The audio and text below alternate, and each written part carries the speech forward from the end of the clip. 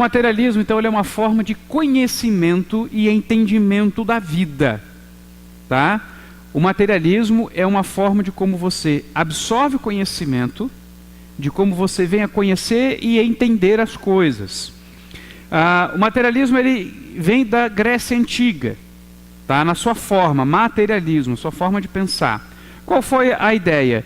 Nós precisamos entender o mundo sem apelar aos mitos e aos deuses. Precisamos tentar entender o mecanismo de como o mundo funciona. Então, uma das propostas, por exemplo, uma das primeiras pessoas a pensar sobre o mundo sem apelar para os mitos foi Tales de Mileto. Tales de Mileto, ele começou a elaborar por que havia terremotos.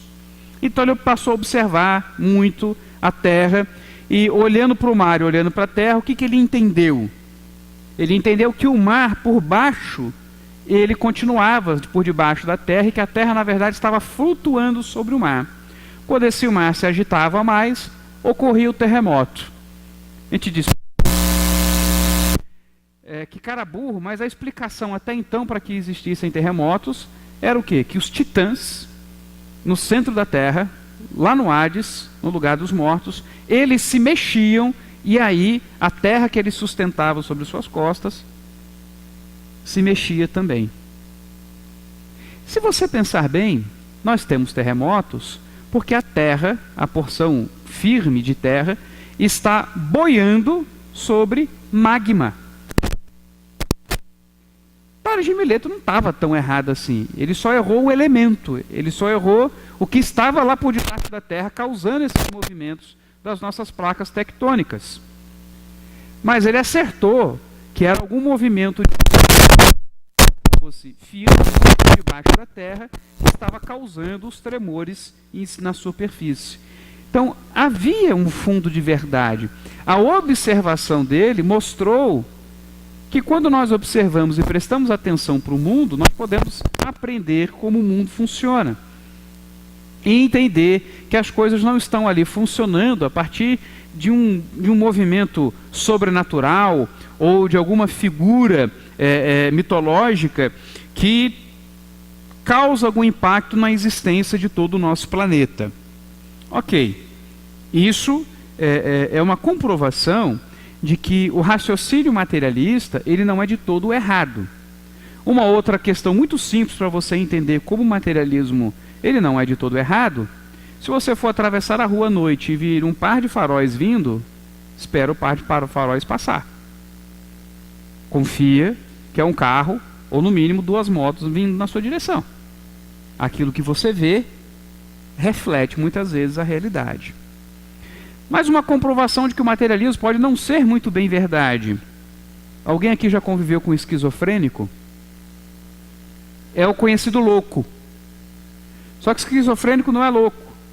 Esquizofrênico é uma pessoa que tem reações no seu cérebro que afetam diretamente áreas do cérebro responsáveis muitas vezes pela audição e pela visão. Então a gente diz, esse cara é louco, ele está vendo coisas, está ouvindo coisas. E ele está mesmo. Porque é o cérebro quem está criando essas coisas.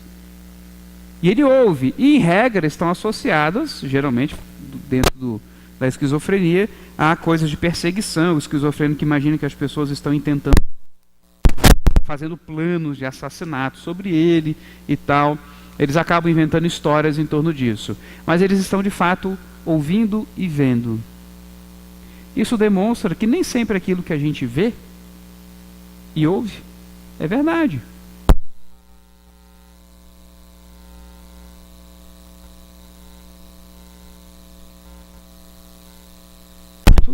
Nós não rejeitamos ele de todo, porque nós cremos que Deus criou o mundo e esse mundo se relaciona conosco, mas o que nós não admitimos é que toda a verdade venha daquilo que nós percebemos pelos nossos sentidos. Próximo ponto aí. Então o conhecimento, ele é essa relação com os nossos sentidos. Como é que eu sei as coisas? Aquilo que eu escuto, que eu vejo, que eu sinto o cheiro, que eu provo, que eu toco. Os meus sentidos são os meios pelos quais eu posso conhecer a realidade. O que eu não posso perceber pelos meus sentidos, simplesmente não existe. Perceba bem, não é simplesmente uma questão de eu não conheço. Se eu não posso ter uma percepção da coisa pelos meus sentidos, não existe. Então o que é a ideia do materialismo? Não existe nada além daquilo que se pode tocar, ou ver, ouvir, provar, que possa causar algum impacto nos seus sentidos. Lá na Grécia Antiga também, um dos seus maiores precursores, daqueles que mais defendiam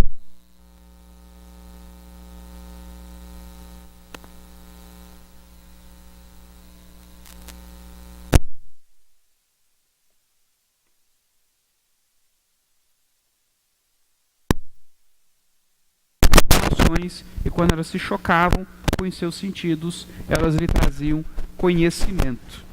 Parece meio doido, mas até bem pouco tempo tinha muito cientista trabalhando novamente com essa ideia, que hoje ganhou o nome de memética. O conhecimento tem uma natureza própria e ele viaja pelo ar. Alguém sabe, conhece como é que se chamava puro? Atomismo.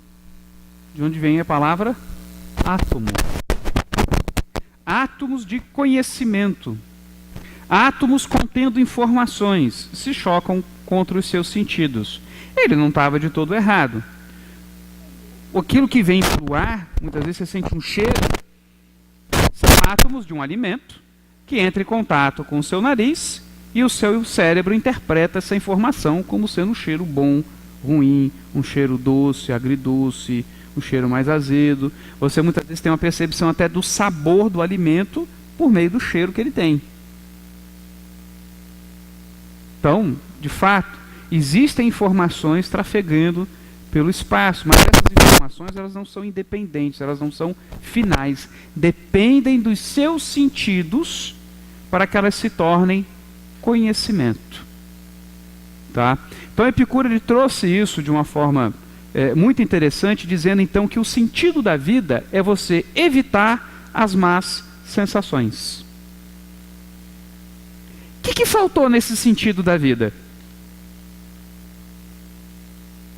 O sentido da vida é evitar as más sensações. O que a gente sente falta nessa ideia? O que ele deixou de lado? O sobrenatural. Para nós o sentido da vida é servir a Deus. Qual o fim principal do homem? Louvar a Deus e glorificar a Deus e gozá-lo para sempre. Primeira pergunta do nosso catecismo. Esse é o sentido do homem. Epicuro, quando ele vê o mundo a partir simplesmente do contato dessa relação dos nossos sentidos com o mundo exterior, o que ele fez? Ele excluiu totalmente aquilo que é sobrenatural, aquilo que está além do que os nossos sentidos podem perceber. E o sentido da vida se tornou simplesmente evitar o sofrimento. E era interessante, ele dizia que um dos principais sofrimentos que você poderia evitar era não casar. Como é difícil conviver com as mulheres. Era o pensamento dele. As feministas não iriam gostar muito de Epicuro. Ele reduzia muito as mulheres. Mas vamos lá, mais um passo aí. Então o mundo é o que pode ser percebido pelos nossos sentidos. Se os nossos sentidos não podem perceber, não existe. Próximo. A gente já abordou isso aí. A denominação de materialismo ela é relativamente nova. Tá? Se a gente for pensar a Grécia Antiga em relação a mim, em relação a você, faz muito tempo. Mas em relação à história, é pouco tempo. Tá? Então, materialismo, como uma forma denominada de ação, de pensamento, ela é nova. Mas os seus efeitos, ou essa forma de enxergar a vida e o comportamento, são bem antigos. Quer ver alguns exemplos? Próximo aí. Gênesis 3:6. Olha lá. O que diz?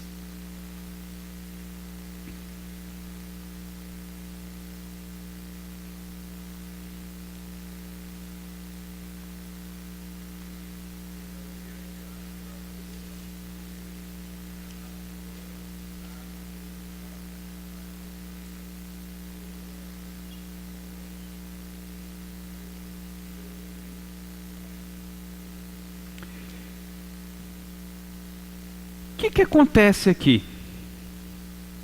O que Deus havia dito para Eva sobre essa árvore? Alguém lembra? Diz para não se comer, vai morrer. O que a serpente disse para Eva sobre essa árvore?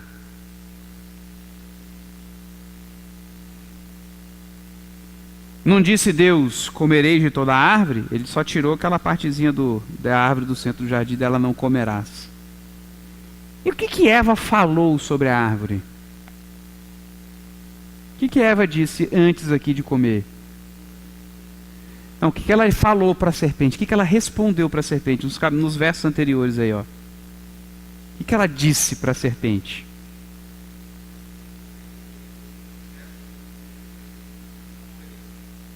Isso foi a serpente para ela.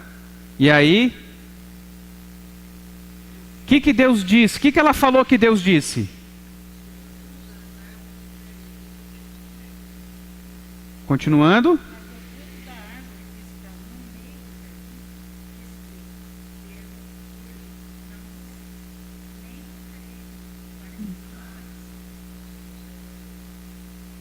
O que Deus tinha dito?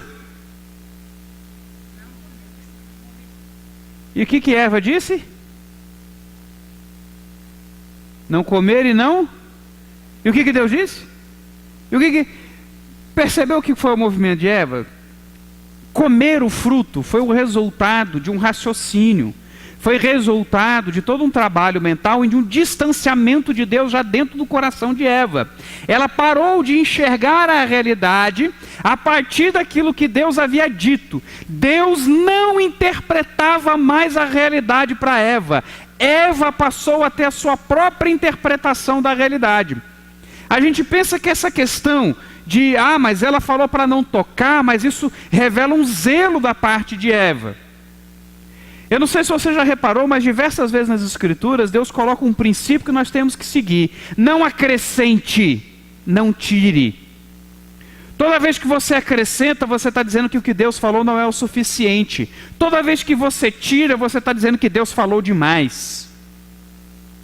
Eu falo demais. Minha mulher às vezes fala para mim, ficar quieto, quem fala demais dá bom dia a cavalo. E eu falo demais. Minha mulher fala de menos. Fala, poxa, meu amor, por que você não parou e não conversou comigo sobre... mas eu falei assim, uma indireta, uma coisa assim que supostamente fazia referência a isso. Não, mulher, pega e me fala diretamente o que você quer. Para com esse negócio de deixar entre linhas. Já fala de menos. Deus não fala de mais nem de menos. Ele fala o quanto quer, e o que Ele quer é perfeito, é o que deve ser.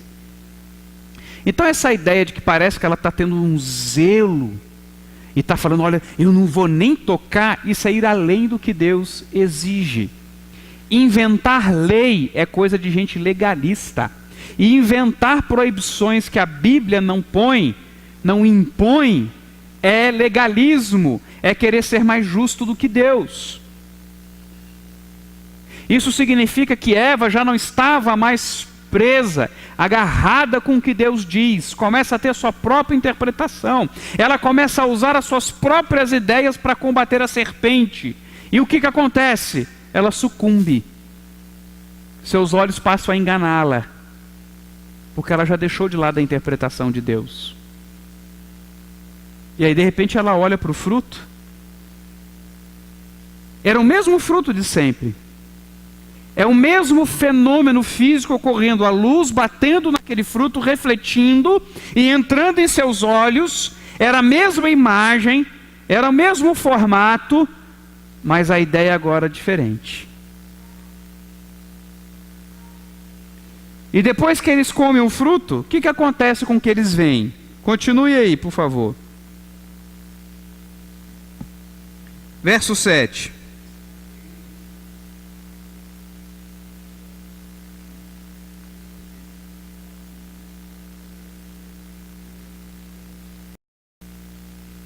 o modo agora como eles olham para a nudez uns do outro também mudou. Eles já não enxergam mais um ao outro do modo como enxergavam. É o mesmo fenômeno físico de novo. A luz batia no corpo de Eva e trazia aos olhos de Adão toda a visão de quem é Eva, que estava nua. Da mesma forma, do corpo de Adão refletia a luz aos olhos de Eva, e o seu cérebro interpretava aquela informação e sabia: esse é o corpo de Adão. Mas quando eles olhavam de acordo com o que Deus havia dito, a forma de interpretar esse corpo, essa mesma informação, essa mesma matéria, essa mesma luz refletida nos olhos era uma. Agora, abandonando o que Deus havia dito, a ideia é outra. Perceba como não é suficiente, ou como os nossos sentidos não são suficientes para se alcançar a verdade. Por quê? Porque a verdade não é só aquilo que você pode tocar. E esse é o grande desafio do materialismo para nós. Ele nos convence de que aquilo que tocamos, ouvimos, vemos, cheiramos, provamos é suficiente. E é por isso que o materialismo se torna um ídolo em nosso coração. Porque se é suficiente, é como se fosse Deus em nossas vidas. Um outro texto. Olha em Números 13, 25. Vamos só ter uma visão geral desse texto, para nós não nos alongarmos muito.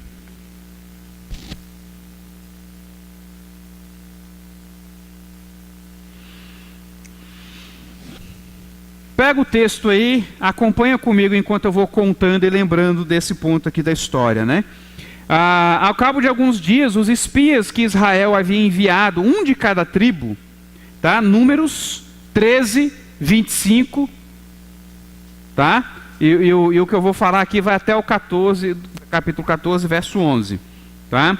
Então, os espias vão para lá, observam a terra que Deus havia prometido, 12 espias, um de cada tribo, e ali eles percebem a presença de povos inimigos, povos guerreiros, e tudo aquilo que Deus havia dito. É uma terra muito boa, que mana leite e mel. Alguns desses espias, eles prestaram atenção na presença desses povos, e disseram o quê? Deus nos trouxe para uma cilada, melhor era termos ficado no Egito. Melhor era termos morrido lá, porque lá a gente tinha carne, lá a gente tinha tempero, lá a gente tinha tudo. Eles eram escravos, mas estava bom, né? Mas estava bom ser escravo. 2 espias, Josué e Calebe, já prestam atenção naquilo que Deus havia dito. Olha, Deus falou a verdade, a terra é muito boa, ela mana leite e mel, é uma terra maravilhosa, vamos lá e vamos possuir a terra, Deus é conosco. Então o povo teme, diz aí o capítulo 14, levantou-se pois toda a congregação e gritou em voz alta, e o povo chorou aquela noite.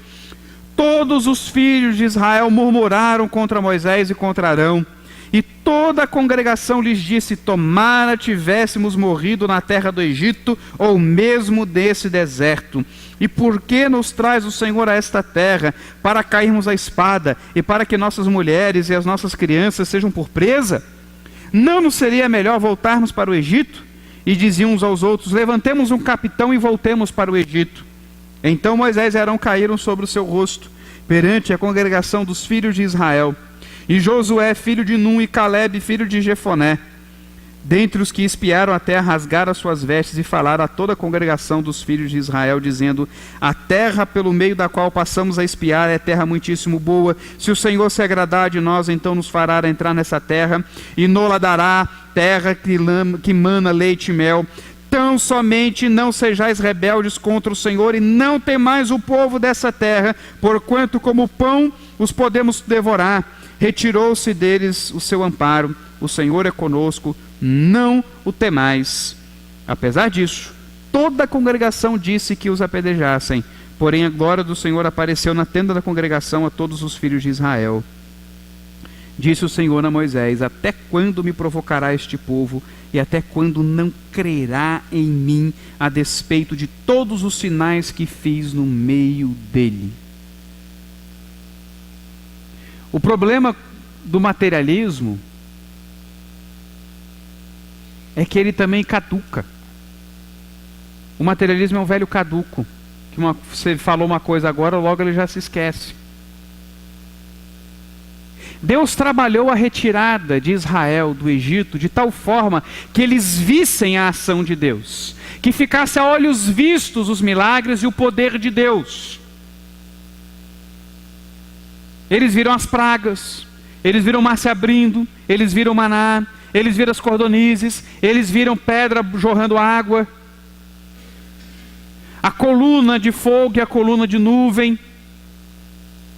Eles viram todas essas coisas durante esses 2 anos até eles chegarem lá na Terra Prometida. Mas agora a única coisa que eles conseguem ver e ouvir é o quê? Tem gente poderosa nessa terra, nós vamos morrer na mão desse povo guerreiro, nós éramos escravos, e como é que a gente vai lutar com o povo guerreiro?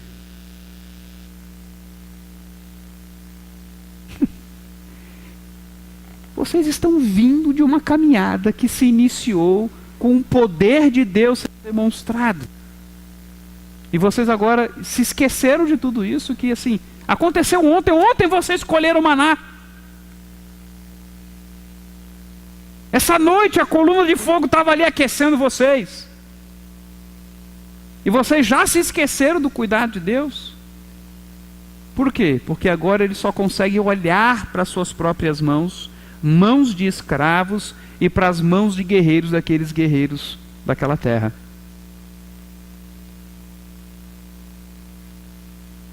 O materialismo é um velho caduco, que não percebe que há algo mais. E é interessante porque assim nós vemos também, você pode olhar no Novo Testamento e você vai ter essa mesma conclusão. Milagre não produz fé. Milagre não produz fé. Eu tenho que ver para crer. Deus tem que agir no seu coração para que você creia. E Deus ia agir no coração de Israel. Como? Mandou todo mundo de volta para o deserto, para mais 38 anos de caminhada, para uma geração inteira morrer, e a geração seguinte aprender a viver na dependência de Deus, e entender que nem só de pão viverá o homem, mas de toda palavra que procede da boca do Senhor. Isso é um desafio a nós, a não vivermos das coisas palpáveis, a crermos no que Deus diz, a despeito das circunstâncias, crermos no que o Senhor diz, o que Josué e Caleb falou. Deus tem sido conosco. Se Ele se agrada de nós, você acha que Ele não vai arrasar esses povos? Ele nos tirou da nação mais poderosa dos nossos tempos, não vai derrotar essas nações que estão aí, esses povos que estão aí. Mas Ele só conseguiu se prender ao que era visível e imediato, que é uma outra característica do materialismo, nos conduz ao imediatismo. Tá? Mas então o materialismo ele se torna subjetivo e seletivo.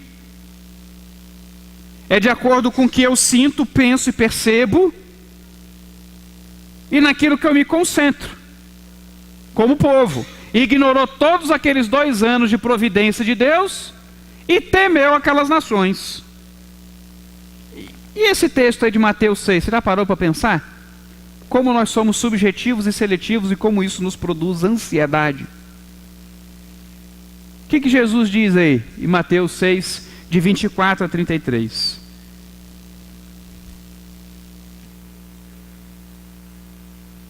Percebeu a seletividade? Vocês ficam ligados no que vocês vão comer ou beber ou vestir? Vocês ficam ligados em torno da sua vida, em torno das coisas que vocês anseiam, que vocês imaginam que vocês precisam. E deixaram de lado o reino de Deus porque concentraram as suas vidas nessas coisas. Ou seja, você foi seletivo e subjetivo. É o que você imagina. Quando você é subjetivo, você está pensando em você. Está partindo das suas coisas, das suas ideias, dos seus interesses, do seu pensamento. E aí você seleciona aquilo que é importante. Comer e beber, por exemplo. Fazer parte de um grupo. Você acha que é importante? Eu tenho que fazer essas amizades. Eu tenho que estar nesse patamar dentro do meu emprego. Nós vamos estabelecendo a partir dos nossos próprios anseios e desejos aquilo que é a vida para a gente. E o que vai ficando de lado? O reino de Deus e a sua justiça. E aí eu estou achando que Deus não está suprindo o que eu quero. Então eu paro de servir a Deus, porque Ele não faz o que eu quero.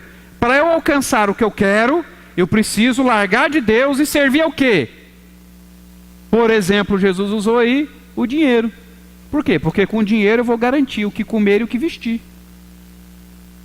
Aí Jesus mostra como nós somos seletivos.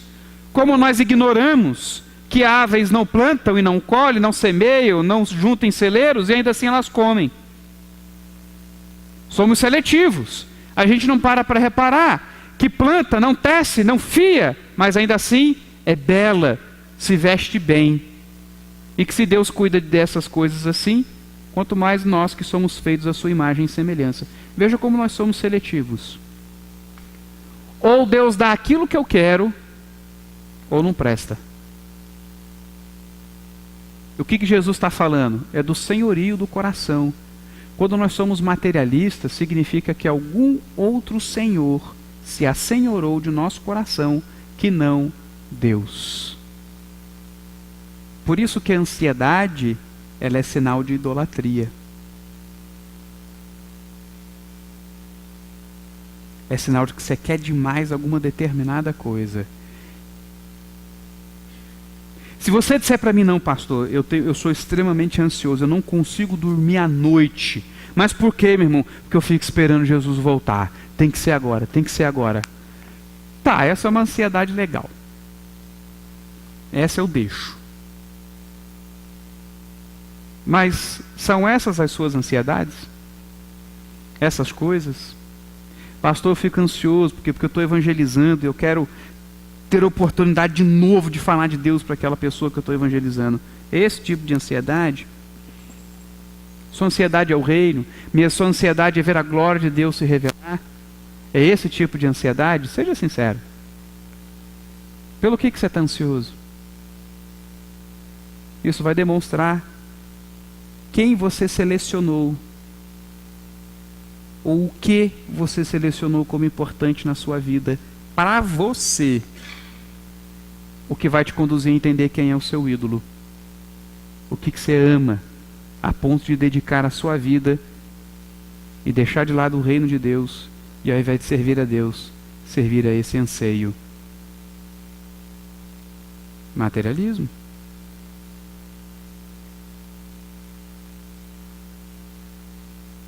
Tem certeza que você não é materialista? Tem certeza? Vamos mais. Então você constrói uma vida, uma visão de vida a partir de você, do que você sente, do que você percebe, do que você quer, do que você gosta, do que você busca. E você passa a reformular sua visão de vida e do mundo.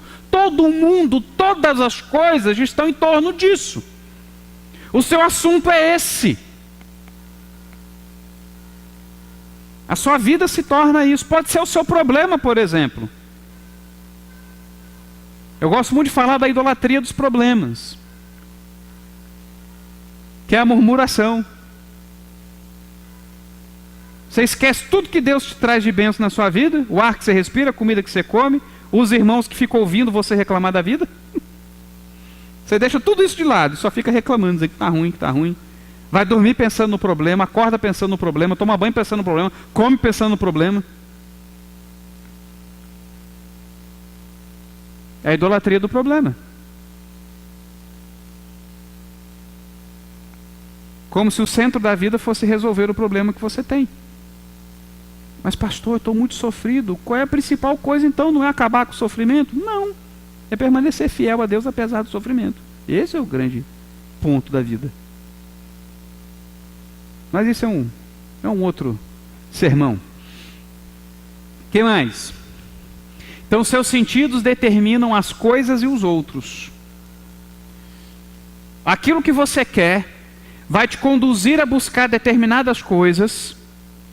Essas coisas são aquelas que você entende que vão provocar em você os sentimentos, os prazeres, que você entende que são necessários para o seu bem-estar. E isso vai incluir as pessoas também.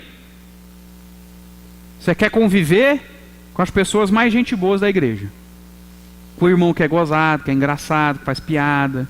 Com aquele irmão que é agradável, que sempre tem alguma coisa para dizer agradável para você.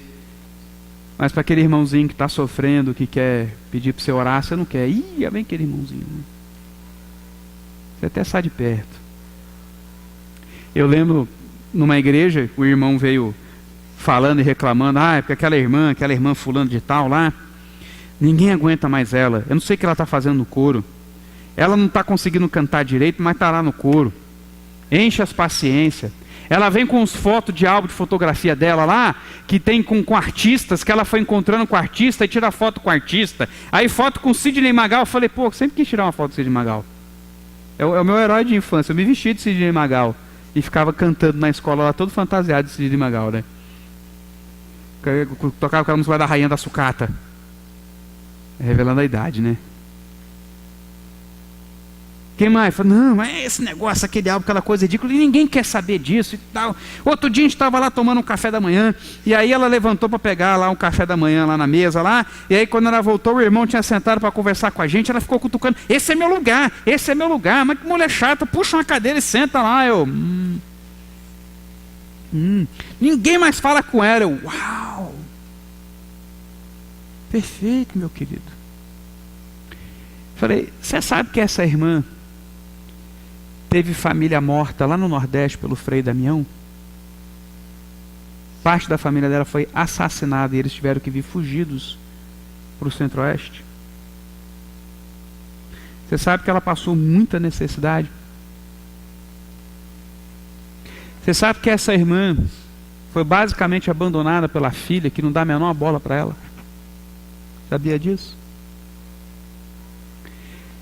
Que tal vocês, ao invés de se perguntarem, de acharem ruim dela não saber cantar, vocês não se perguntam, por que uma irmã que não consegue cantar direito está fazendo num coro? Ela está se ocupando, meu irmão. Ela quer conviver com vocês, porque em casa ela não tem ninguém para conversar. Sabe por que ela traz o álbum dela para a igreja, para vocês verem que ninguém quer ver? Porque também ninguém vai na casa dela ver o álbum. Não tem ninguém para ela mostrar o álbum na casa dela. Sabe por que ela faz questão do lugar? Porque mesmo quietinha, ninguém falando com ela, ela sentia que ela estava com vocês ali. E aquele irmão tirou ela daquele lugar. Que tal vocês, ao invés de dispensar essa irmã, irem visitar a irmã e tornar desnecessário ela trazer o álbum? Vai todo mundo ver o álbum dela. Por que vocês não se juntam e fazem um café da manhã na casa dela? Fala, minha irmã, nós vamos fazer um café da manhã na sua casa. Só que o combinado aqui entre nós é o seguinte, você vai ter que mostrar aquele seu álbum. Que na igreja a gente não tem tempo de ver, mas a gente quer ver aí na sua casa. E que tal vocês não ligarem mais porque ela não consegue cantar direito, mas estarem satisfeitos que a irmã de vocês vê em vocês uma boa companhia para a solidão dela? Eu vi um homem de 80 anos quase chorar. Ei, meu Deus, eu não tinha nunca pensado nisso. Por quê? Porque você está ligando para as suas sensações. Você está ligando para o que você vê, para o que você ouve. Você tem que ligar para aquilo que você não está vendo. E o Evangelho nos leva a pensar nisso. Então, o materialismo, ele é algo que determina a nossa realidade a partir das coisas de acordo com as nossas sensações. Se a pessoa é agradável, eu fico perto dela. Se ela é desagradável, eu saio para longe. Eu não procuro entender, eu não procuro conversar, não procuro ver. Menos o pastor, né? Porque o pastor tem que visitar, né? O pastor todo mundo obriga. Ah, não, pastor, eu posso dispensar essa irmã, mas você tem que ir lá visitá-la. Só o pastor que tem que ficar com o povo desagradável, né? Próximo. Aqui nós temos Sigmund Freud. E embaixo nós temos Karl Marx, Charles Darwin, Michel Foucault e Nietzsche. Tá? 5 pensadores aí dos mais importantes e mais influentes até os nossos dias. Mas pastor, eu não gosto de filosofia. Você adora filosofia, você vive filosofia. Tudo que nós pensamos hoje, um filósofo pensou há décadas e séculos atrás. Não tem essa. A gente pode não lidar com um livro, com a filosofia, com o pensamento, mas nós lidamos com as consequências, desdobramentos e implicações do que eles falam.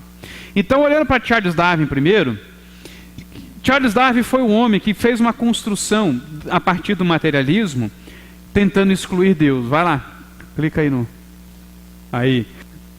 Então, quando ele estabelece a teoria da evolução, ele estabelece para o ser humano uma nova forma de verdade de entendimento de si mesmo, a partir do cientificismo. Conhecimento científico.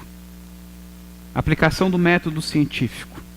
E nisso ele constrói um homem desligado de seu Criador. Afinal de contas, nós não fomos criados, nós somos frutos de um processo evolutivo. A realidade é impessoal, ou seja, ela não foi direcionada por ninguém, ela não foi criada por ninguém, ela tão somente funciona como ela é. Portanto, não há um propósito, não há um porquê. Por que o ser humano existe? Porque calhou de existir. Podia não existir, mas ele existe. Assim como um chimpanzé existe, assim como a borboleta existe. Não tem uma razão. Simplesmente as coisas foram se desenvolvendo até desembocar onde nós estamos. O conhecimento, portanto, vem do seu estudo, vem do seu contato. Percebe? Seus sentidos se ligando com o mundo. Depois, toda a verdade está na matéria. Então, para eu entender o homem, para eu conhecer o homem, basta eu estudar a sua composição, de onde ele vem, o mundo à sua volta. E aí, estudando esse homem, a partir do mundo da sua volta, próximo aí,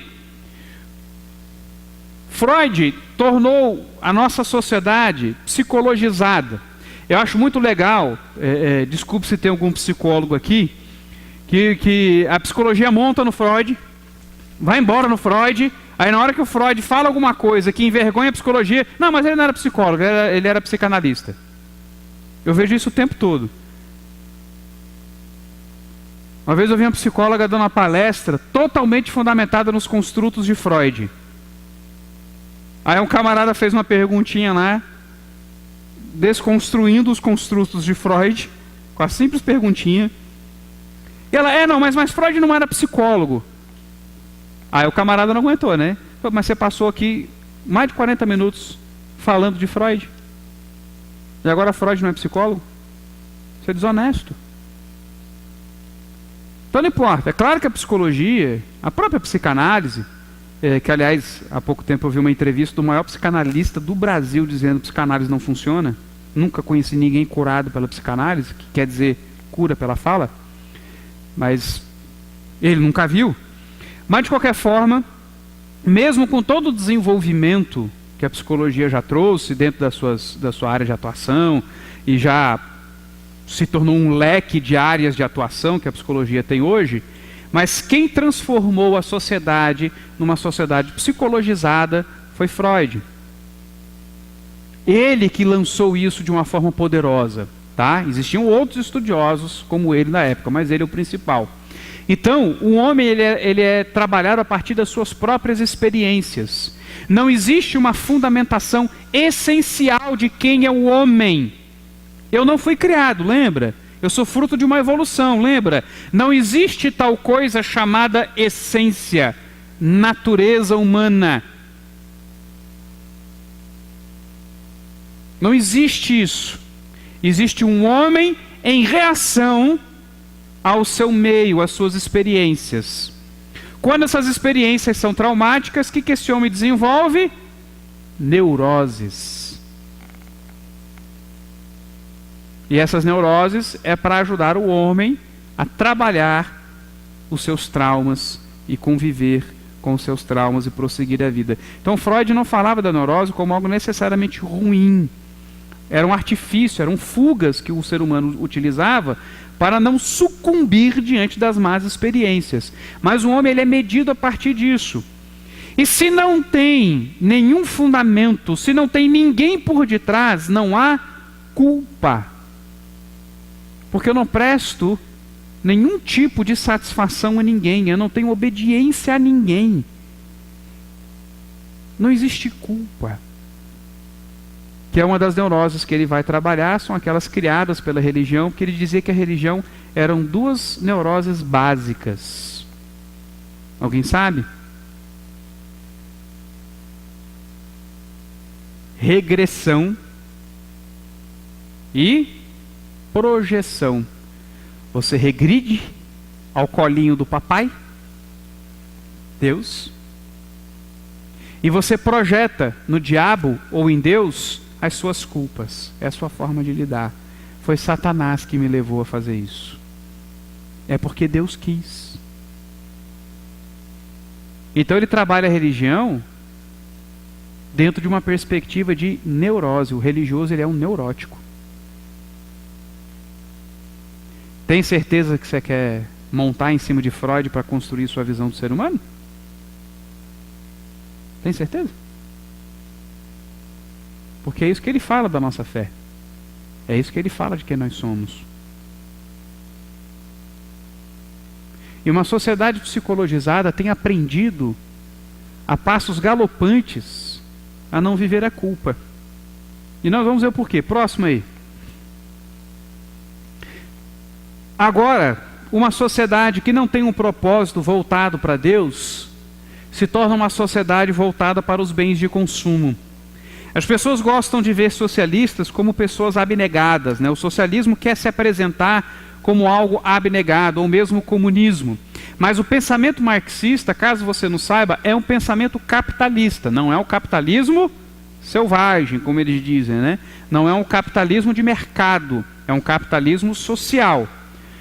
Mas é capitalismo, porque o bem-estar da população é medido pelo seu acesso aos bens de consumo. Então eu tenho, então eu possuo. E qual que é o problema? Você tem opressores me impedindo de ter. Um capitalista de verdade, ele olha isso e diz: meu, que absurdo. Você acha que em sã consciência um capitalista quer que alguém não tenha? O que significa pobre? Alguém que não pode comprar. Mas eu quero vender. Eu quero vender. Não faz sentido você tornar o capitalista malzinho, porque o capitalismo quer ver todo mundo no chão. Se eu sou um empresário, eu quero que todo mundo seja rico. Quanto mais você é rico, mais rico eu sou. Mais você vai comprar o meu produto, mais você vai contratar os meus serviços. Se você é pobre, do que você me serve? Então, é uma narrativa que não combina muito bem, no fim das contas, com o pensamento, com a realidade. Mas ele fez críticas verdadeiras ao modo como os trabalhadores eram tratados. Ele faz críticas verdadeiras e coisas que trouxeram leis trabalhistas que têm a sua importância. Podemos até pensar que talvez o Brasil tenha leis trabalhistas demais, direitos demais, a ponto de empresário não querer crescer porque ele vai ter que contratar gente e isso é dor de cabeça, ele não quer. Pode ser. mas é importante termos direitos trabalhistas. Ou não é bom ter férias? Não é bom? Então, esse pensamento no trabalhador é algo que o socialismo, ou que as críticas sociais de gente como Marx, ajudou a gente a entender que precisava. Mas isso não é uma propriedade dessa forma de pensamento. A gente pode muito bem concordar e absorver isso. Não, está certo, vamos pensar melhor na condição de trabalho das pessoas.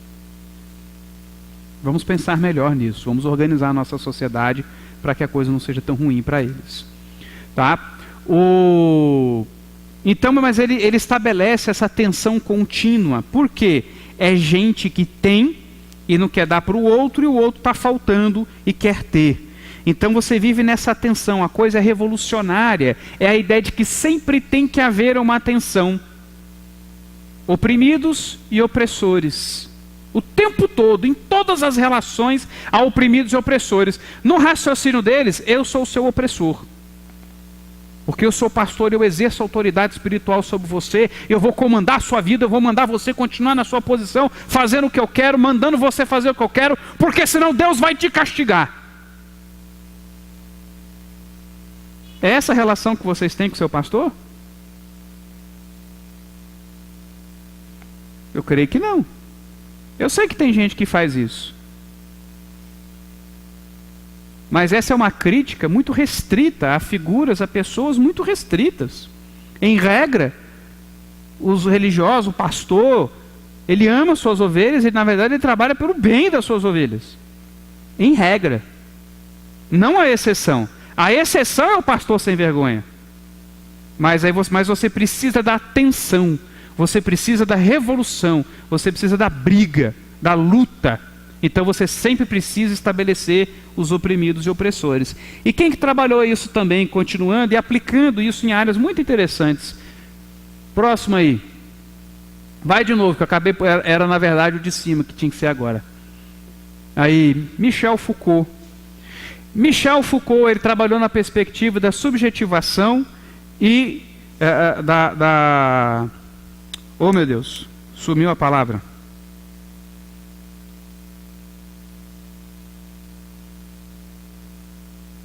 Quando você perverte a coisa. Subversão. Subjetivação e subversão. Ele quer que você veja o mundo a partir de você mesmo, de uma forma plena, inclusive a sua identidade, a sua sexualidade, a sua linguagem, as suas relações sociais, e que, portanto, você tem que subverter tudo aquilo que foi construído ao longo do tempo. Todas as instituições são questionadas, inclusive a língua que você fala. Sabe essa história de que você não pode usar mais menino, menina, tem que ser meninix? Nunca ouviu isso? Já ouviu, né?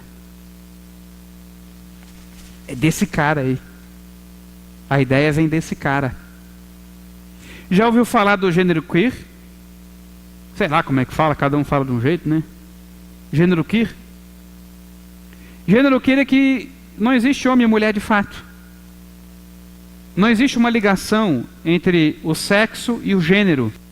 O fato de você ter nascido com certos órgãos sociais não lhe conduz a nenhum tipo de comportamento ou de desejo sexual. Você inclusive pode ter um pênis, se vestir de mulher e gostar de mulher.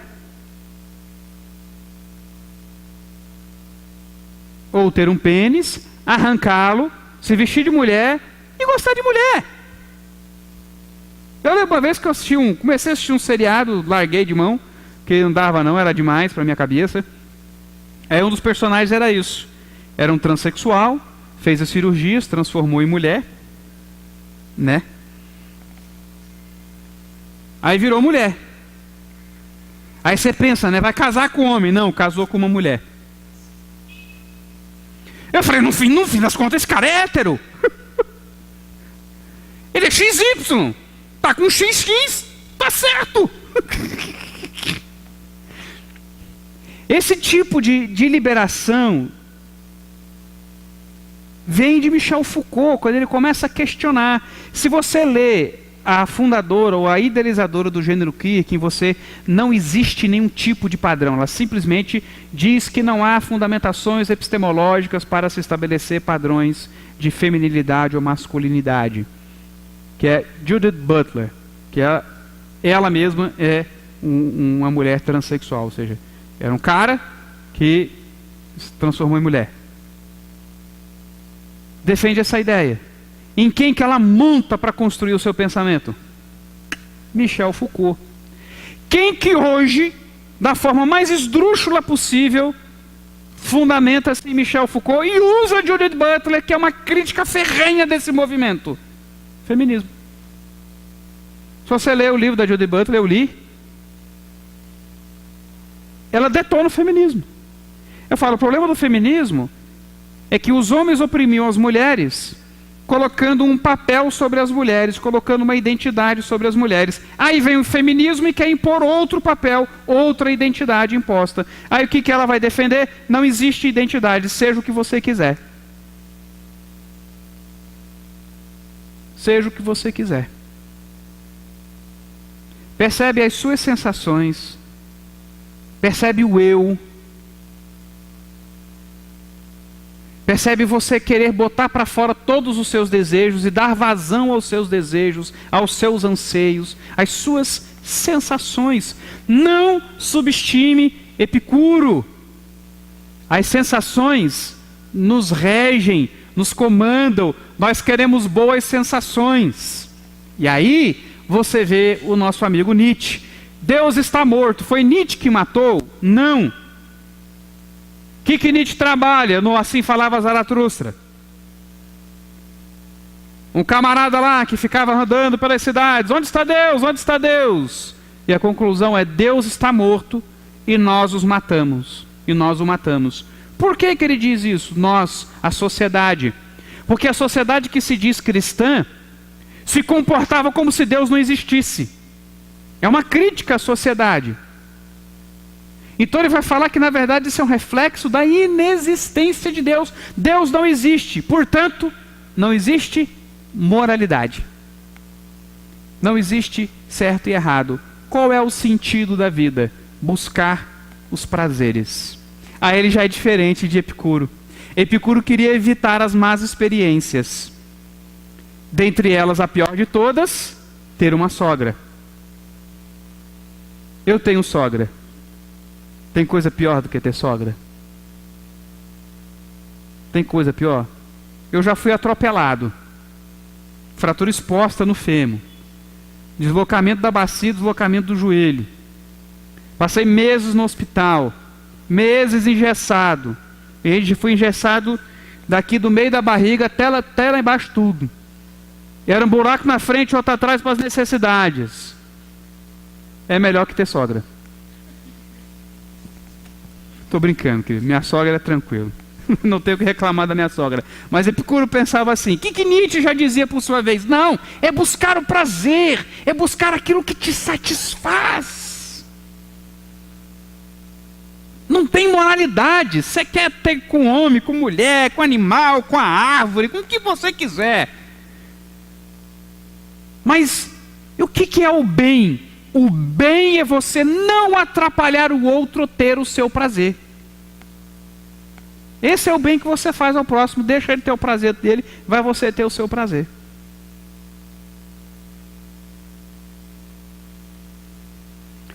Você está vendo de onde a nossa sociedade hoje questiona todo tipo de parâmetro, de padrão? Uma moça da minha igreja, ela estava tendo um treinamento no trabalho dela. E eu falo, gente, isso está dentro do trabalho. Os caras são loucos, eles não estão vendo a consequência disso para a empresa. Mas aí um sujeito dando um treinamento, um psicólogo, desses psicólogos do trabalho, aí ele falando, não existe certo e errado, existe consequência. Se o que você fez gerou grandes consequências, não faça mais. Se o que você fez não gerou grandes consequências, não há problema nenhum.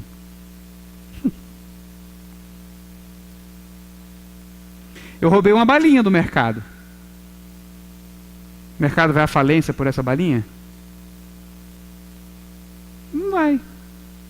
Então, não fez nada errado. Sabe, eu fui ali na feirinha, estava ali fazendo a feira, colocando umas cebolas dentro do saco para pesar e tudo. Aí tinha uma uvinha dando sopa ali, pum, comi uma uvinha. O mercado vai à falência por causa daquela uva?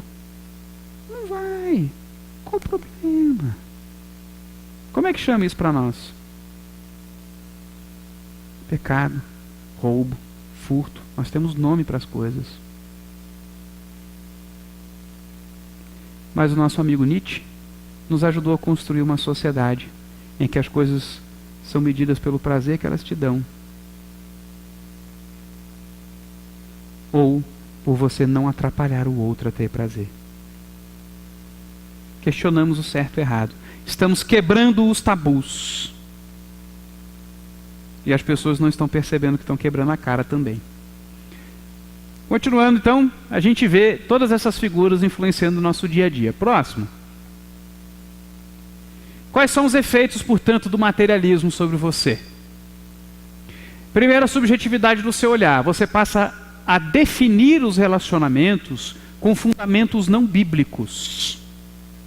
Você define os relacionamentos a partir de uma perspectiva que não é bíblica. Porque como eu me relaciono com meu pai, como eu me relaciono com minha mãe, como eu me relaciono com meu cônjuge, você para de olhar isso através do que a Escritura diz e passa a olhar isso através de você mesmo. Mede os relacionamentos pelo prazer. Olha, eu não quero mais continuar casado com você. Por quê? Porque eu já não tenho mais prazer com você, eu não tenho prazer na sua cara, não tenho prazer na sua existência. Já não é mais legal como era no início.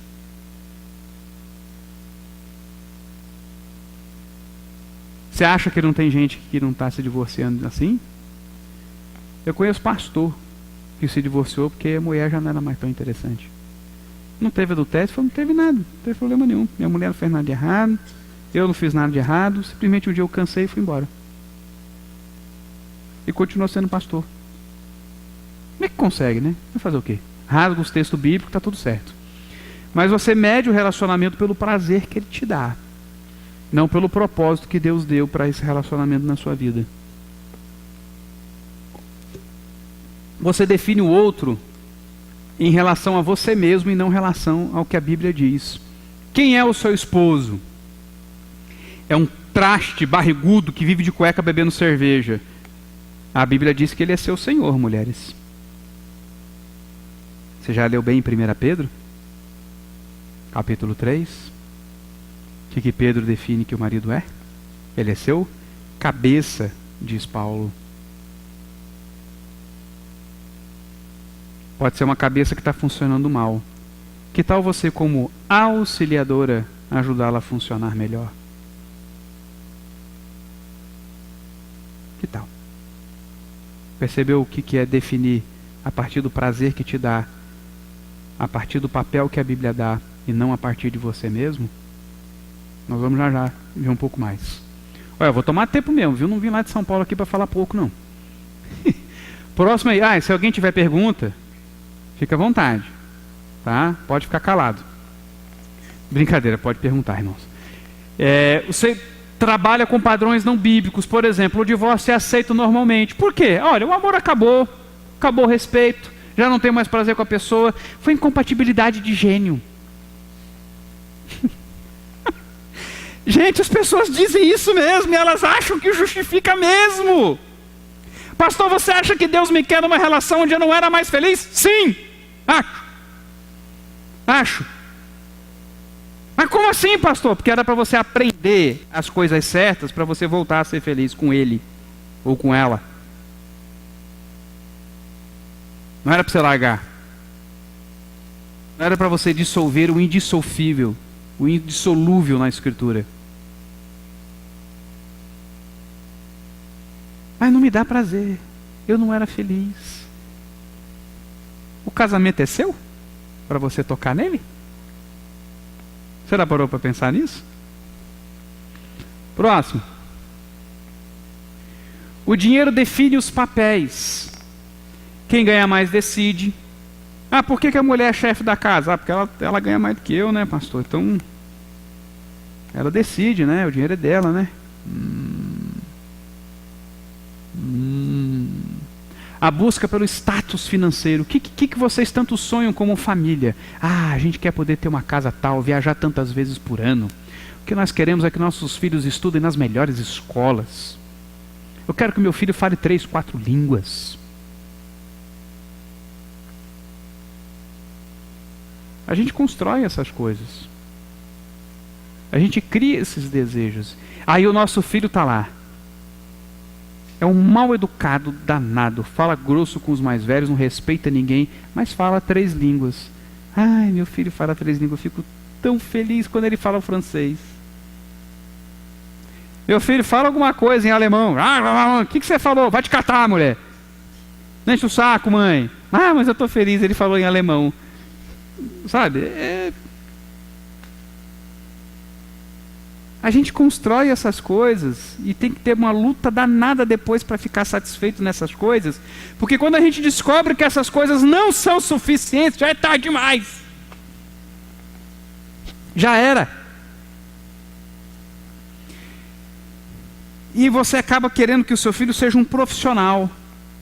Aí você investe no inglês, você investe na natação, você investe no curso de computação, você investe em cursinho disso, em cursinho daquilo outro. Você mal vê a cara do seu filho mal vê a sua cara, seu filho não tem tempo para descansar, seu filho não tem tempo para brincar, seu filho não tem tempo para se relacionar com outras pessoas, seu filho não tem tempo para nada.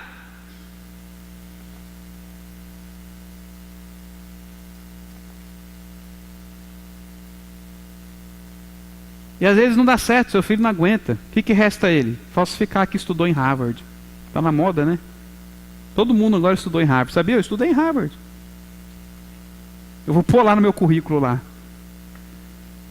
Fiz doutorado em Harvard. Em que? Aconselhamento bíblico. Mas não tem aconselhamento bíblico em Harvard. Ah, mas... Eu sonhava um dia fazer lá, eu coloquei, né? O vídeo lá. Não, mas eu tinha intenção de estudar em Harvard, né? A intenção basta, né?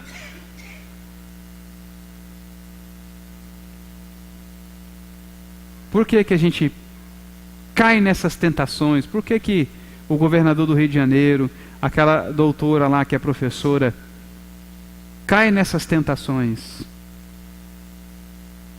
É materialismo. É querer ser aceito.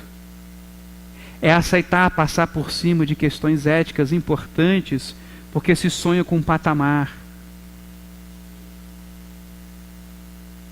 Ah, eu sou negro, eu nunca fui aceita, mas quando eu coloquei que eu era de Harvard, todo mundo me aceitou. Quer dizer então que você quer ser aceita com base na mentira? Então no fim das contas não foi você quem foi aceita, foi Harvard que foi aceita.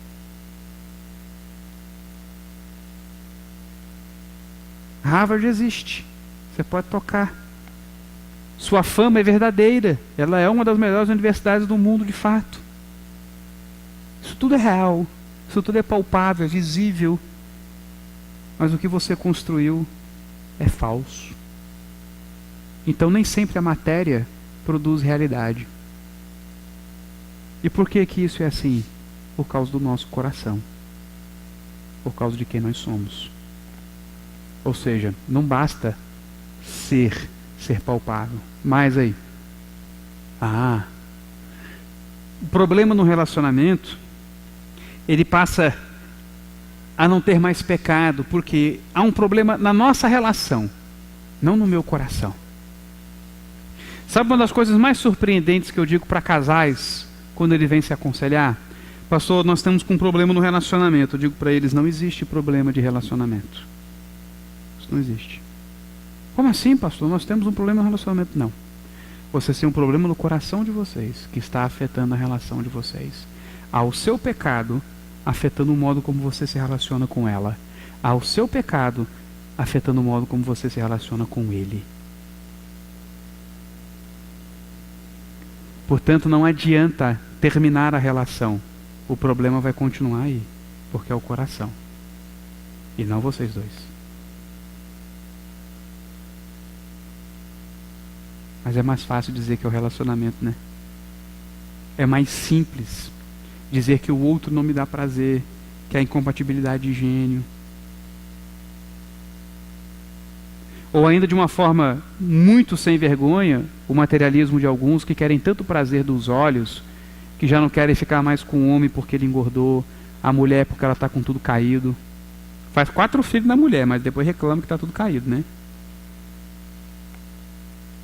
Às vezes eu falei isso para um homem: ah, pastor, da nossa mulher tá um bucho, ela não se arruma, não sei o que, ela não ajeita, isso é tudo caído e tal. Eu falei: oh, que legal. Na hora de fazer os filhos, você achou bom, né? Deixar ela caída, né? Eu falei: que legal. Então vamos fazer o seguinte: divorcia dela, mas esquece os filhos também. Mas meus filhos, pastor? Ah. Então, meu querido, você só aceita os filhos e não aceita o que significa ter filhos? Significa que a sua mulher, que tinha tendência a engordar, engordou, caiu. É assim, filho. Que tal você olhar para essa mulher como aquela que te deu uma das maiores alegrias da vida, que é de ser pai? Que tal? Que tal você olhar para essa gordurinha aí e perceber que essa gordurinha aí foi 1 quilinho a mais no seu filho e ajudou ele a sobreviver e a nascer? Aprende a gostar do fofinho também, cabra. É gostoso. É bom. Para de olhar com sua mulher com os olhos, querido. Olha com ela como a palavra de Deus diz. Mas a gente gosta das sensações, né? Nós não somos materialistas. Vamos lá.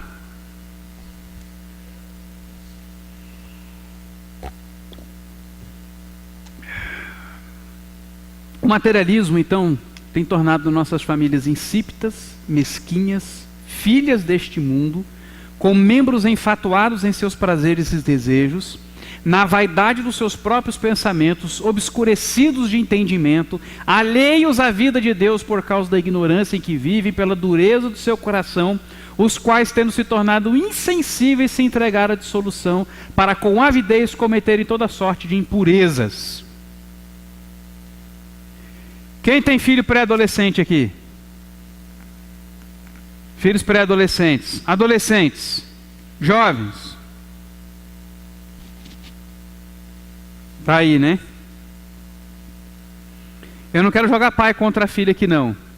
E não estou dizendo especificamente, estou vendo 2 jovens aqui, não estou dizendo especificamente que essas 2 jovens fazem isso, tá? Não é isso que eu estou fazendo. Mas eu tenho quase 100% de certeza que seu filho faz sexo. A probabilidade é enorme. Enorme.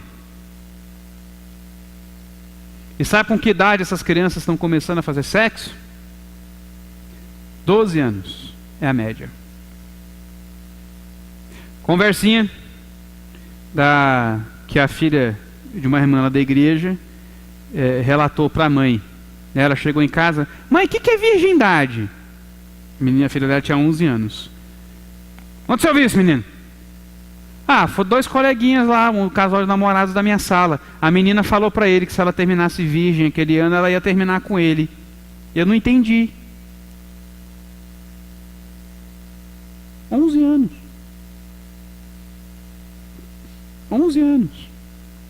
As nossas meninas estão fazendo sexo porque as amiguinhas dela dizem que elas são umas bobas de não fazerem. Mas nós nos preocupamos em dar sustento, em pagar a conta, em dar internet, dar celular, em pagar curso, e não nos preocupamos para sentar e construir uma personalidade de nossos filhos em que eles tenham temor de Deus e não de homens. E aí a opinião do amiguinho afeta a vida inteira. Ah, mas meus amigos não falam comigo na escola. Por quê, minha filha? Ah, porque eu sou virgem. Ótimo, minha filha, continue assim. Não precisa deles, não. Se eles querem te levar para um mau caminho, ótimo. É ótimo você ficar longe mesmo. Mas nós ensinamos aos nossos filhos a quererem status, aceitação, porque a gente quer parecer algo, a gente quer chegar num ponto, num patamar, numa posição reconhecida, que a sociedade acha bom. Nós queremos ter um padrão de vida que nós entendemos que vai gerar aquele prazer de existência, que vai tornar a nossa vida algo válido. E aí não é à toa que nós estamos nessa vaidade dos nossos próprios pensamentos. Nós abandonamos o que Deus diz e abraçamos o que nós desejamos. Um fruto que é agradável aos olhos, bom para dar alimento e entendimento. E esquecemos que Deus disse que esse fruto mata.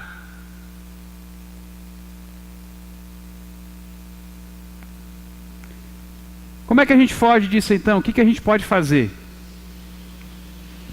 Vamos escapar do materialismo? Construa sua visão de vida a partir das Escrituras. Enxergue o mundo como criação de Deus. Portanto, se é criação de Deus, o manual de instruções vem de Deus, quem diz o que é Deus. Isso significa o quê? Eu vou agora olhar para o meu próximo como alguém que é a imagem do Criador, porque foi a primeira coisa que Deus declarou sobre o ser humano. Façamos conforme a nossa imagem e a nossa semelhança.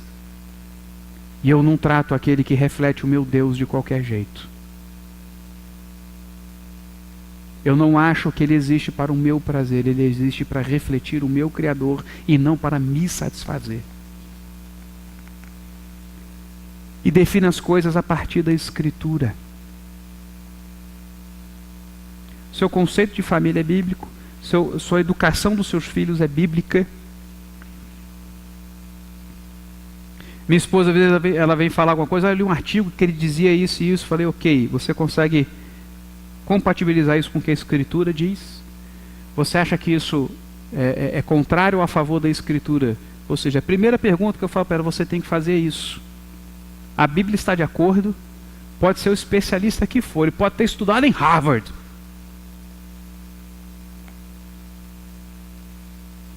Mas a Bíblia diz isso?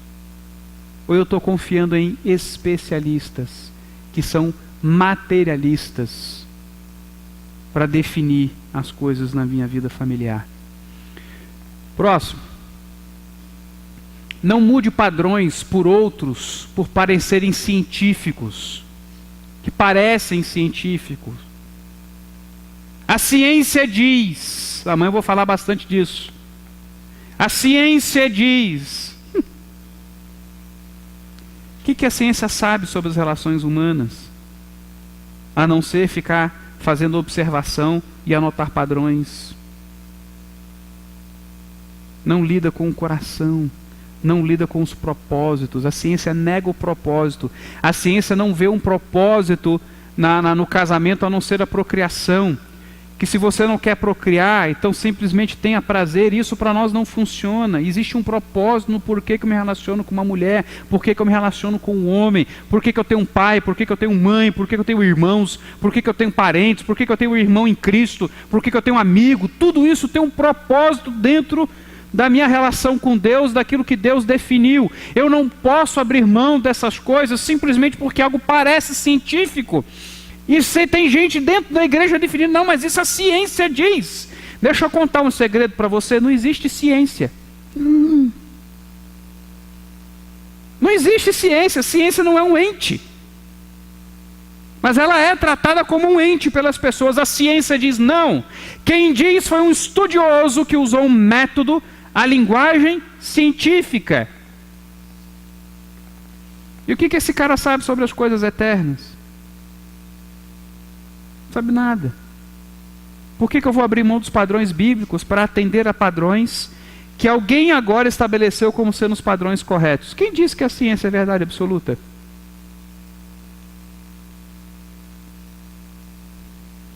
Próximo.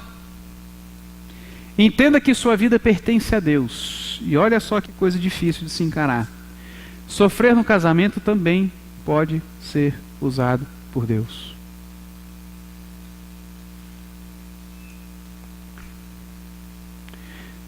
Uma senhora da minha igreja, irmã Judite, ela teve um casamento terrível com seu esposo, de quem ela tem 2 filhos. Era um homem que bebia muito, batia nela, e a coisa realmente passou no sentido dela correr o risco de vida, e ela acabou não suportando e se divorciou. E aí se aproximou da igreja, conheceu a Cristo, se converteu, tal. Hoje esse homem está morrendo. Se ele não morreu hoje, possivelmente morre amanhã, porque o caso dele é extremamente grave.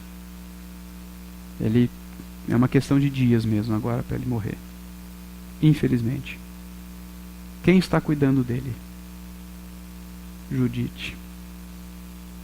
Depois de todo o sofrimento que ele causou a ela quem cuida dele. E ele pôde entender o que é o Evangelho.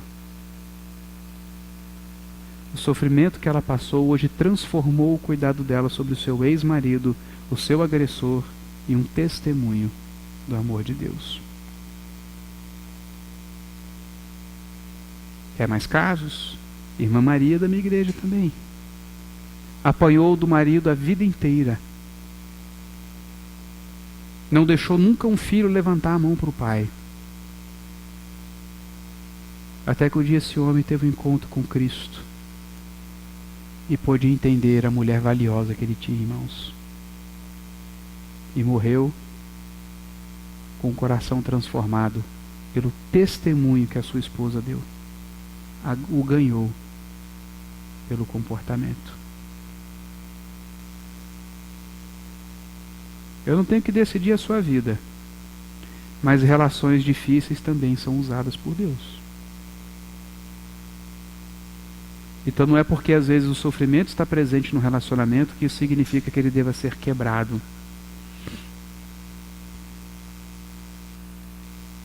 Não é por isso. Não é simples assim.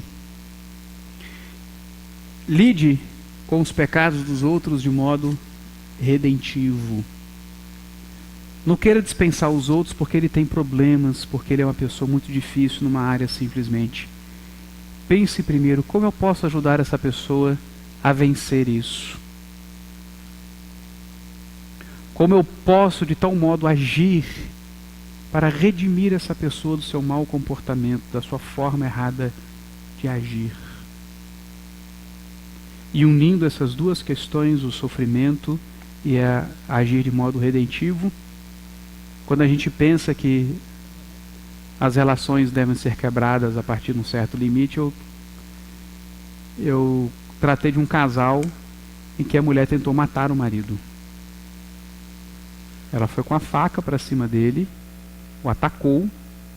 Ela estava tão cega de ódio que não viu que ele se levantou, ele fugiu, ele saiu do sofá. E ela começou a esfaquear o sofá. E ela me disse: pastor, quando eu abri os olhos, eu achei que eu ia ver meu marido morto e ensanguentado na minha frente. E eu vi aquele sofá rasgado e ele do lado em pé, com os olhos arregalados. Mas quando eu abri os olhos, eu achei que eu já tinha terminado e matado meu marido. Segundo Jesus, ela matou o seu esposo. Então, pastor, nós estamos com o divórcio assinado, até que o nosso pastor pediu para a gente conversar com você. Você acha que tem jeito, pastor? Vocês estão prontos a se submeterem a Cristo? Sim, pastor. Falei, então tem. Hoje eles têm um filhinho da idade do meu. Desistiram de se matarem e resolveram ter filhos. E hoje ajudam outros casais. Porque eles aprenderam que mesmo sofrendo, eles podem agir em favor um do outro e redimir um ao outro de seus pecados. Ela quis matá-lo porque ele deixou a gaveta aberta da cozinha. Mas pastor, todo dia largava aquela gaveta aberta, eu pedia para ele: fecha essa gaveta. Que coisa horrível, né, minha irmã? Peraí. Aí eu fui lá na cozinha, abri a gaveta e... Peraí de novo, peraí. Corre bem a gaveta, né? Corre fácil, né? Eu nem estou fazendo força, ela está fechando. Eu entendi, pastor. Eu falei, não é muito menor o esforço de fechar uma gaveta do que pegar uma faca e pular num homem que é o dobro do teu tamanho? Não era muito menos esforço? Não saía mais barato também, vocês não tiveram que trocar o sofá? Redima seu marido. Fecha a gaveta. Falei, redima sua esposa. Jogue você o lixo fora. Vai redimindo um ao outro. O amor cobre multidão de pecados. O amor não expõe os pecados. O amor trabalha para que os pecados sejam vencidos. Mas se você tiver no seu coração que as sensações te refletem toda a realidade da sua existência. Se você tiver um coração materialista em que você pensa que o que importa, o que está acontecendo nos seus sentidos de prazer ou de raiva, de ódio ou de amor, se você resumir a sua vida a isso, você nunca vai olhar para a pessoa como Cristo olha para ela. Alguém por quem ele foi capaz de morrer na cruz. Porque ele morreu por pecadores, ele morreu por ímpios. E esse olhar a matéria não lhe dá. Esse olhar, o desprazer das situações não vai lhe ajudar a ter. Somente o Evangelho de Cristo. Pensa bem se você não é materialista. Pensa bem. Vamos ficar de pé, vamos orar?